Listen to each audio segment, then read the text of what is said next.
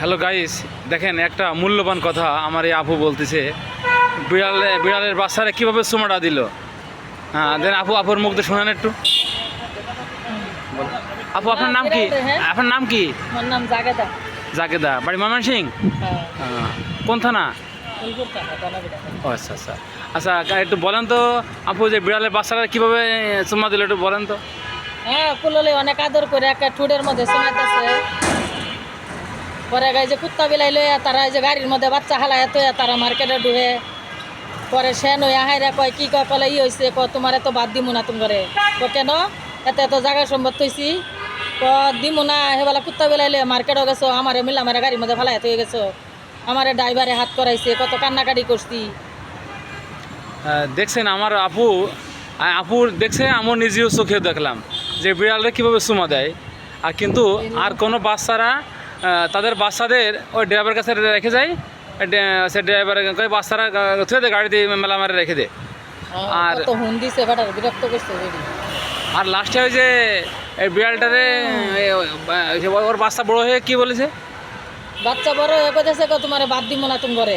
কেন এত এত জায়গায় সম্পত্তি বাদ দিতাম একে কদিম না। ওই বেলা কুত্তা বাচ্চা লয়ে বিলাইলে আনিগুনি করতো, আমার হালায়াত হয়ে গেছে। যখন বুঝ মানুষ ওই বেলা দেখছে না বিলাইলে আনিগুনি করছে। যখন বড় হয়েছে তখন বড় হয়ে বলছে যে না আমি আর ভাত দেবো না, নাকি? ভাত দিব না, এতো যে করোনার সময়। তাই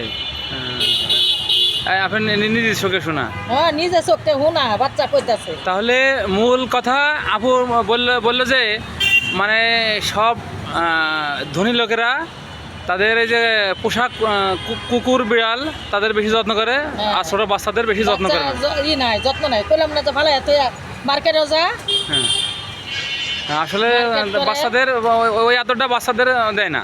ওই এতটা বাচ্চা ফানা তো দেখুন, যখন আলাদা সিটের মধ্যে বইব হ্যাঁ আগলাত বই থাকবে, বাচ্চা তো লাগাই করে না তো।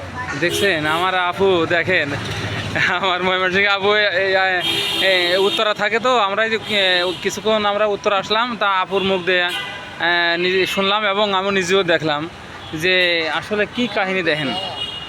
আচ্ছা ঠিক আছে আপু, থ্যাংক ইউ। আপনার এই মূল্যবান কথাটা আমি সবার কাছে তুলে ধরবো, ঠিক আছে? দেখেন আসলে যে সত্যি ঘটনাটা ঘটে, আপু তো নিজেই দেখলো যে কাহিনীটা। আমি নিজে তোর জামাই হয়েছি। আমরা তো এই যে জানে করে জামাই কত বছর ধরে মারা গেছে, এই যে টুকা বাটকা কাম টাম করি, পরে যে দুইটা সেরাতে একটা নয়সি ভরা হাবিজি, আর একটা এই যে কোরআন করতেছে, 5টা মাইয়া বে দিলাম। বাহ, থ্যাংক ইউ থ্যাংক ইউ। বাচ্চা ডিরে লই আইছি না হয়তো। যাই হোক আপু, আমিও প্রার্থনা করি আপনার বাচ্চা দুটো আল্লাহর পথে গেছে, তারা কোরআনে হাফেজ হোক, আমিও প্রার্থনা করি আল্লাহ আপনাদের সবাই ভালো লাগুক। কিন্তু দেখছেন আপু যে সত্যি কথাটা তুলে ধরলো, আসলে এটা আসলে খুব দেখার বিষয়। এটা বাচ্চাদের যত্ন করে না, কিন্তু কুত্তা বিড়ালে ঠিকই যত্ন করে। থ্যাংক ইউ আপু।